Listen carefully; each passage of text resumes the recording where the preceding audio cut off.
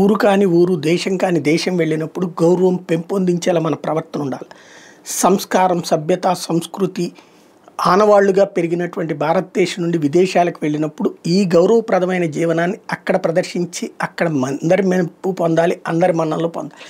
అలా కాకుండా అక్కడ దిగజారిపోయి ప్రవర్తించి ఇక్కడ దొరకనటువంటి స్వేచ్ఛ అక్కడ దొరికింది కదా అని అడ్డదిడ్డంగా వ్యవహరిస్తే చివరికి పాకిస్తాను, ఆఫ్ఘనిస్తాన్ వాళ్ళతో సమానమైపోయింది భారత యొక్క యాత్రికుల పరిస్థితి, లేదా భారతదేశానికి సంబంధించినటువంటి జపాన్ వాసుల యొక్క పరిస్థితి, జపాన్లో సెటిల్ అయినటువంటి వాళ్ళ పరిస్థితి.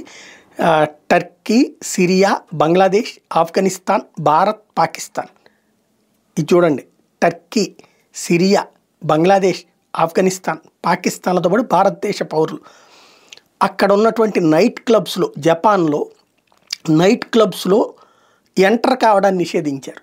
ఎందుకంటే తాగి రచ్చరచ్చ చేస్తున్నారట. ఇది పరువు నిలబెట్టుకున్నట్ట, పరువు పోగొట్టుకున్నట్ట.